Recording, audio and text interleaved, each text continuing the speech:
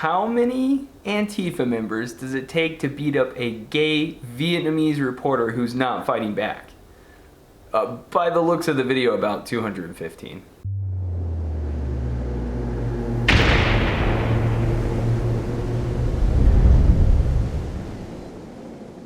Hey, what's up everybody? Flash here with Flashy Dark Arts. Today we're going to be talking about Andy Ngo, the conservative reporter and the mayor of Portland, and how he has handed over control of his city to domestic terrorist organization known as Antifa.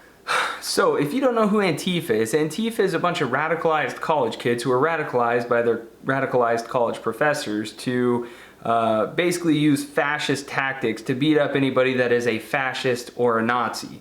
But since fascists and Nazis are hard to find in 2019, it's basically anybody they don't agree with, which means they're just kicking the crap out of ordinary people who don't agree with them, which makes them fascists. I know, it's all confusing. It's because they're brainwashed. We have a Fox News alert. Bloody violence breaking out after Antifa protesters storm a Patriot prayer rally.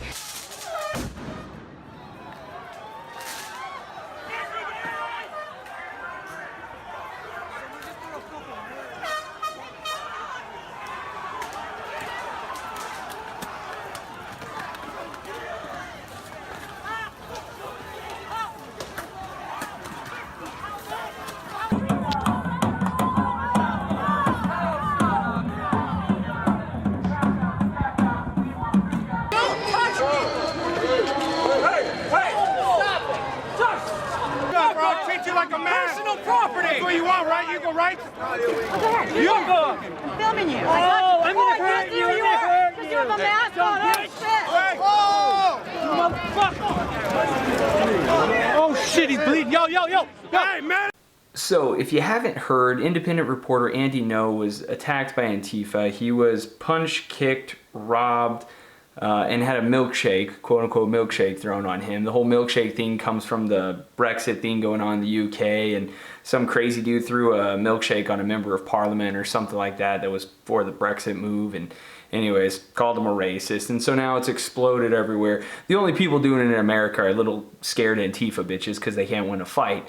So Antifa throwing milkshakes on people, being the latest craze, they put quick-drying cement in it. Now this video I'm about to show you of Andy Ngo being assaulted is actually after the initial attack. He's already been attacked and he had his GoPro stolen. I don't know where he's carrying, his chest or his head or something like that, but he had a GoPro on him and they ripped it off for stuff like this. So the initial attack is not on film because they stole his GoPro. Go!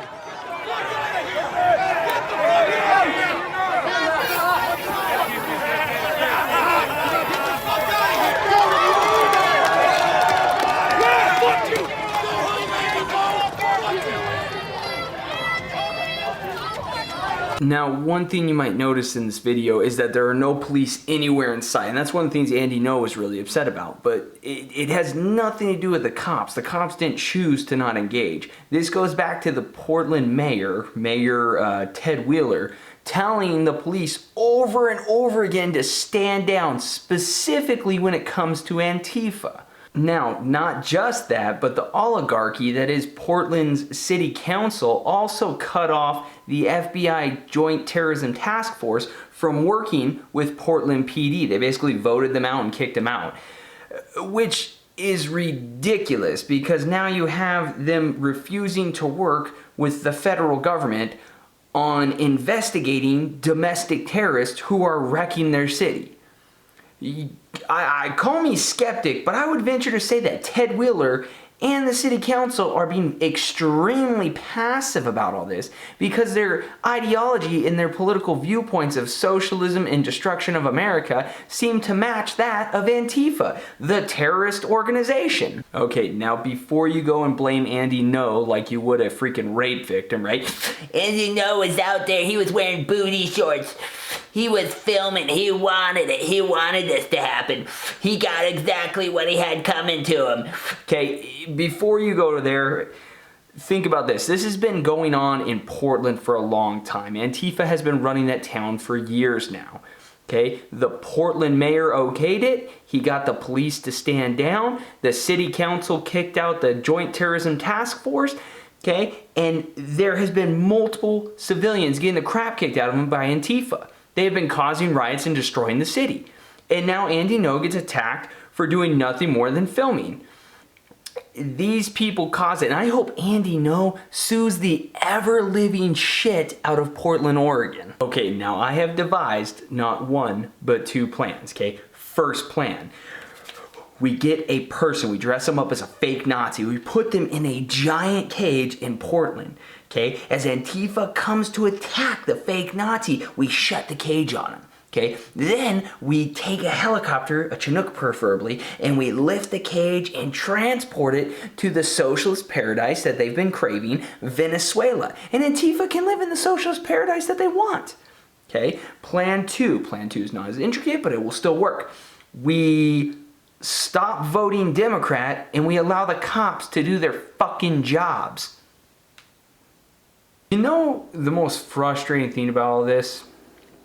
Is for Antifa just hunting Nazis and just going after violent right-wing extremists and just doing what's necessary, and the media defending them and all this other bullshit, politicians defending them, city council defending them.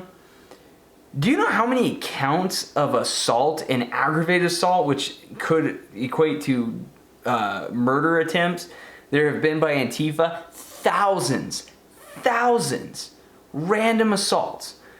Okay? Do you know how many Antifa members have been shot in self-defense by civilians? I could find one article. One. I guess we know who the extremists are, don't we?